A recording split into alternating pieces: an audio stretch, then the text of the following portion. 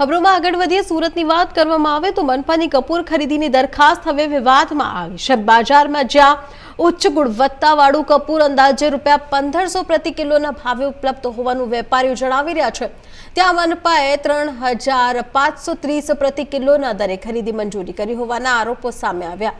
કપૂર વેપારીઓનું કહેવું છે કે જથ્થાબંધ ખરીદીમાં તો આ કિંમત કરતાં પણ ઓછા ભાવે માલ મળી શકે છે, ત્યારે મનપાની દરખાસ્ત અને બજાર ભાવ વચ્ચે મોટો તફાવત જોવા મળી રહ્યું છે।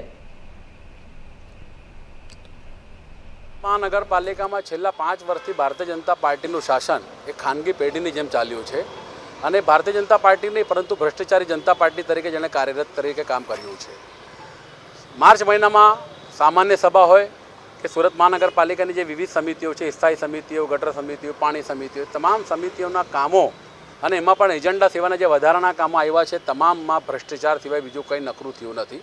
એનું ઉત્તમ ઉદાહરણ ડ્રેનેજ સમિતિની જે છેલ્લી સભા મળી અને એમાં જે મંજૂર કરવામાં આવ્યું આ રકમ કપૂર ગોળીઓ માટે એ જ દર્શાવે છે। આજે કપૂર સારામાં સારી ઉચ્ચતમ ક્વોલિટીનું તમે પણ શહેરમાં બજારમાં લેવા જાઓ તો મેક્સિમમ 1200 થી 1500 રૂપિયામાં સારામાં સારી ઉચ્ચ ગુણવત્તાનું મળે છે। એ જ કપૂરની ગોળીઓ સુરત મહાનગરપાલિકાના શાસકોનું વહીવટીતંત્રએ પ્રજાના રૂપિયાનું પાણીનું વેવ કરીને પરસેવાની કમાણીને પાણીમાં નાખીને વેડફાટ કરીને 3500 રૂપિયામાં ખરીદી કરી છે પર કેજી। એટલે જ દર્શાવે છે કે ભારતીય જનતા પાર્ટીના શાસકો હોય, વહીવટીતંત્ર હોય, આમાં એમનું કમિશન લીધું છે અને એ કમિશન સુરત ભાજપ કાર્યાલય પંડિત દીનદયાલ ભવન હોય કે ગાંધીનગર સ્થિત કમલમ સુધી પહોંચી રહ્યું છે। જે ઇજારદાર પણ હશે ચોક્કસપણે ભારતીય જનતા પાર્ટી સાથે ખૂબ નજદીકનું ગૌરવ ધરાવતો હોય તો જ એણે પણ ડબલ કરતાનો વધારેનો ભાવ વસૂલાત સુરત મહાનગરપાલિકાએ પાસે કરી છે।